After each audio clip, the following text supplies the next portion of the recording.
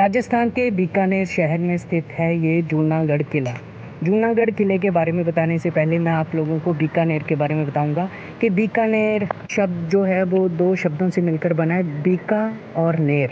बीका तो राजा का नाम था, नेर का मतलब होता है सिटी, मतलब राजे के नाम पर बनी हुई सिटी। राजा राव बीका यहाँ पर 1472 में आए थे और उन्होंने इस शहर को बसाया था। कहते हैं कि 1488 में इस शहर का निर्माण किया गया था। इस किले का भी निर्माण तभी किया गया था और कुछ कहते हैं कि 1589 से लेकर 1599 तक इस किले का निर्माण राय सिंह राजा ने करवाया था। चलो जी, इस शहर की हिस्ट्री तो बहुत होगी, अब मैं आपको रैंडम घुमाऊंगा, बिल्कुल जैसे नॉर्मल लोग घूमते हैं। जिस गेट से हम एंटर होते हैं उसको बोलते हैं करण द्वार। करण द्वार गेट का नाम इसलिए रखा गया क्योंकि जब औरंगज़ेब को यहाँ के राजा करण ने एक बार शिकस्त दी, उसे हराया, उसके बाद उस गेट का निर्माण किया गया। उस गेट का निर्माण बिल्कुल बाहर किया गया क्योंकि जब सूर्योदय होता है, सनराइज़ होता है, तो उस दिशा में वो गेट है। बस करण पोल के बिल्कुल साथ में है दौलत पोल। दौलत पोल दरवाजे के साथ में ही हाथों के निशान बनाए गए हैं। ये उन औरतों के निशान हैं जो सती हो गई थी उस वक्त, जब उनके पति वीरगति प्राप्त कर जाते थे या उनकी मौत हो जाती थी। उसके बाद ये औरतें सती होती थी और सती होने से पहले वो अपने हाथों के निशान इस दरवाजे के साथ में लगा देती थी।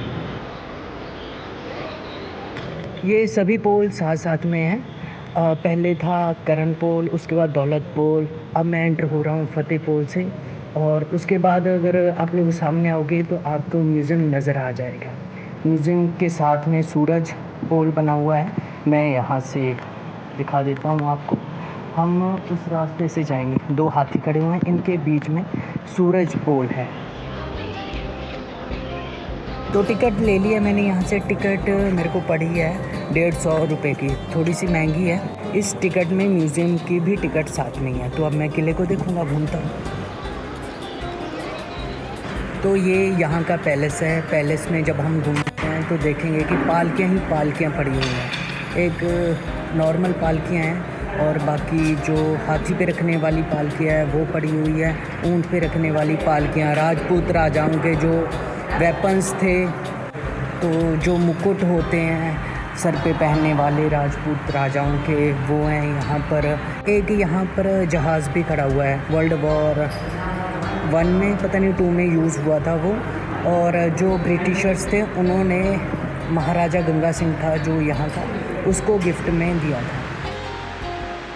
पैलेस के पीछे ही जो कॉरिडोर है उसमें देवताओं के स्टैचू लगे हुए हैं। जैसे मेरे पीछे नंदी बैल है, इधर भगवान हनुमान का स्टैचू है, और भी बहुत सारे स्टैचू यहाँ पर जब हम आगे बढ़ते हैं तो हमें दिखाई देती है। ये वो एरिया है जहाँ पर ऑफिशियली वर्क हुआ करता था। यहाँ पर काफ़ी फाइल्स पड़ी हुई हैं, साथ में ड्रेसेस पड़ी हुई हैं, पीछे दीवारों पर फ़ोटोग्राफ्स लगी हुई हैं, और उसके पीछे जो एरिया है वहाँ पर डाइनिंग टेबल लगा हुआ है। यहाँ पर ये लोग ऑफिस का काम करते होंगे और वहाँ पर बैठकर ये खाना खाते हैं। जब सैनिक राजे लड़ाई में जाया करते थे तो कैसी ड्रेसेस पहना करते थे, कौन से वेपन यूज़ किया करते थे, तीर कौन से यूज़ किया करते थे, चाकू, छुरियाँ, जितने भी हथियार यूज़ किया करते थे वो आप लोगों को इस हॉल में दिखाई देंगे। बाकी उनके हेलमेट भी आपको दिख जाएंगे, हेलमेट और चेस्ट गार्ड। इस सेक्शन में जब आप आओगे तो आपको यहाँ पर बंदूकें नज़र आ जाएंगी। एक और बड़ी इंटरेस्टिंग चीज़ देखिए, वो देखिए मैंने पंखा बड़ी अजीब किस्म का, और पंखे के साथ में एक पेंटिंग लगी हुई है, किसी रानी की होगी जो यहाँ का राजा होगा। वाह जी वाह, इतने हथियारों से भरा पड़ा है ये पैलेस। तो हथियार मुझे सबसे ज़्यादा नज़र आ रहे हैं और चीज़ों के मुकाबले। हाँ, कुछ चीज़ें हैं जैसे शीशे लगे हुए हैं दीवारों पे और लैंप लगे हुए हैं, वो पीछे कटारे दिख रहे हैं। चलो वो तो हथियार की बात है, बट इन सबको प्रदर्शित बड़े अच्छे तरीके के साथ किया गया है। हथियारों के बाद देखते हैं, सीढ़ियाँ चढ़ रही हैं। अब सीढ़ियाँ चढ़ के ऊपर देखते हैं क्या कुछ हमें इस पैलेस में देखने को मिलेगा। अभिनंदन पत्रों से भरा पड़ा है ये कमरा। तो ताज्जुब की बात है कि इतने ज़्यादा अभिनंदन पत्रों को अभी तक संभाल के रखा गया है। कुछ कागज़ पे हैं, ज़्यादातर कपड़ों पे। तो बड़े चलिए अब सैर करते हैं, नीचे सीढ़ियाँ उतर कर आगे देखते हैं और क्या मिलता है। वाओ, अब वाइट पार्ट्स आ गया है, बाहर झरोखे दिख रहे हैं, ऊपर बड़ी खूबसूरत नक्काशी की गई है, बड़ी बारीक, कलर बड़े प्यारे हैं उसके। 6 रोशनदान हैं, तो इनमें से हवा क्रॉस होकर जब अंदर आती है तो बड़ी ठंडी हो जाती है। अभी पता चल रहा है इन पैलेस की इम्पोर्टेंस का कि कैसे बनाए गए थे, इनका आर्किटेक्चर क्या था, हवा कैसे क्रॉस होके जाती है, क्योंकि अब गर्मी है तो गर्मी में इस पैलेस का पता चल रहा है। ये झरोखे हवा जब क्रॉस होकर आगे निकालते हैं तो उसको ठंडी कर देते हैं। ऐसे कॉरिडोरों से हवा क्रॉस होकर जब आगे जाती है तो वो ठंडी हो जाती है। शहर में नज़र आ रही हैं बड़ी खूबसूरत दीवारें, और इन दीवारों पे बड़े प्यारे कलर से की गई है पेंटिंग, नक्काशी, और अलग अलग जो मेरे को लग रहा है, वैसे तो हाथ नहीं लगा सकते, मेरे को लग रहा है ये जो जड़ी बूटियों वाले कलर होते हैं ना, वो नेचुरल कलर्स हैं। तो बड़ा खूबसूरत ये रूम है। फूल, ये पैलेस तो भूल गया है, अब कहीं और आ गया। कहाँ से जाना है, कहाँ से जाना है, छोटे छोटे रास्ते आ जाते हैं तो समझ में नहीं आता कहाँ से जाना है। महल के इस पार्ट से हमें पूरा का पूरा शहर नज़र आ जाता है। पीछे हिंदू लोग तुलसी की पूजा करते हैं। तो ये भी हिंदू राजे थे, तो ये भी तुलसी की पूजा करने के लिए जो पौधा है उसको बिल्कुल महल के सेंटर में लगाया करते थे। अब पता चल रहा है कि बाहर तुलसी लगी हुआ है, अंदर कृष्ण जी पालकी पर बैठे हुए हैं। तो हो सकता है ये मंदिर भी हो, हालांकि लिख कर कुछ नहीं लगा रखा, पर हो सकता है रिहाइश हो यहाँ पर इन राजाओं की, या फिर यहाँ पर ये भी हो सकता है कि यहाँ पर रानियाँ रहती हैं। मैं भी लगता है कि महल का ये वो हिस्सा हो कि जहाँ पे राजा या रानी बैठते होंगे और इसके बीच में पानी होता होगा। यहाँ पर जितने भी राजे थे सभी के अपने अपने महल थे, जैसे बादल महल, विलास महल, अनूप महल, फूल महल, और भी पता नहीं ना जाने कितने महल यहाँ पर हैं। इन महलों में जितना भी पत्थर लगाया गया वो इटली से आया या रशिया से आया, अलग अलग देशों से आया। करण महल में जो पीछे है एक थ्रोन पड़ा हुआ है, चेयर है। करण महल में शीशे लगा रखे हैं, हो सकता है ये चीज़ें ख़राब हो रही हों इसलिए प्रोटेक्ट करने के लिए पीछे शीशे लगा दिए। तो महल है ये, पीछे देखिए कितने खूबसूरत शीशे लगे हुए हैं, पता नहीं क्या क्या नक्काशी की गई है। मतलब मैं देख के हैरान हूँ कि इतने साल हो गए हैं, अभी ये चीज़ें पुरानी नहीं लग रही, बिल्कुल नई चीज़ें लग रही हैं।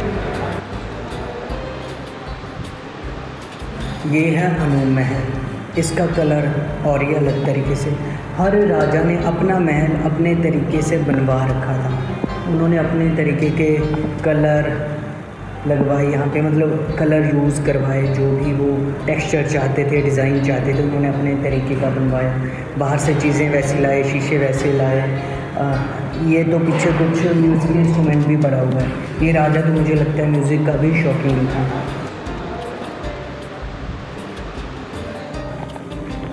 अब पैलेस के बाहर आकर चलते हैं जी म्यूज़ियम में। म्यूज़ियम रह गया है, पैलेस तो तकरीबन सारा देख ही लिया है। पैलेस के बिल्कुल सामने ही म्यूज़ियम है, पहले पैलेस देखिए उसके बाद म्यूज़ियम में चले गए। म्यूज़ियम में भी बताता हूँ कि क्या क्या चीज़ें पड़ी हुई। वैसे तो पीछे भी म्यूज़ियम ही था, सारा कुछ म्यूज़ियम वाला ही रखा हुआ था। तो यहाँ देखता हूँ कि ख़ास क्या चीज़ पड़ी हुई है आगे। यहाँ पे वही फ़ोटोग्राफ्स लगी हुई हैं पैलेस की हैं, और भी जितने महल हैं उनकी हैं। तो ये कमरा है, बैठने के लिए होता होगा, बीच में टेबल लगा हुआ है। ये तो मतलब यूरोपियन स्टाइल का है सब कुछ। ये बेड है उस वक्त का, बहुत खूबसूरत फर्नीचर पड़ा हुआ है। ब्रिटिशर्स ने दी होंगी मेरे को लगता है ये, या मंगवाई होंगी उन्होंने। क्या बात है, पूरा रूम डिज़ाइन किया हुआ है। ये बेड है उस टाइम का, वाओ, बहुत सुंदर, बहुत सुंदर, बहुत सुंदर। तो इतना लंबा महल है, बंदा तो थक भी जाता है। ये राव बाकी जी, राव बीकाजी, उन सब के जो पहला राजा हुआ था उसकी। ये राजपूत रानी होती होंगी, उनकी साड़ियाँ हैं। ये बड़ा सुंदर सा रूम है ये भी। तो कपड़े देखने को मिल जाएंगे, तरह तरह के लहंगे, घाघरे और भी अलग अलग डिज़ाइन के चुन्नियाँ। तो मैं बस कैमरा ऑन कर दिया। अब तो ये कालीन है, बहुत बड़ा कालीन बिछा हुआ है। तो ये छोटी ड्रेस किसी बच्चे की होगी। तो सारा जितना भी उस टाइम पे राजे रानियाँ जो भी कपड़े यूज़ करते थे अपने रोज़मर्रा के जीवन में, महंगे महंगे, तो वो सब यहाँ इस म्यूज़ियम में दिख जाएंगे। ये छत पे भी इन्होंने कुछ कपड़ा लगा रखा है। तो ये और आगे आते हैं तो ये कालीन सा है, ऊपर तक इसको शीशे में जड़ के रख दिया है। ये प्लेट्स उस वक्त यूज़ होती थी। ये चांदी के सारे जो बर्तन हैं वो रखे हुए हैं इधर। इस पैलेस में घूम के मैंने आपको बेसिक सैर तो करवा दिया कि कहाँ से कहाँ एंटर होना है, फिर कहाँ जाना है, किस महल में क्या क्या आप लोगों ने देख ही लिया है वीडियो में। सो वीडियो को यहीं पर मैं ख़त्म करता हूँ। उम्मीद करता हूँ आप लोगों को ये वीडियो पसंद आई होगी।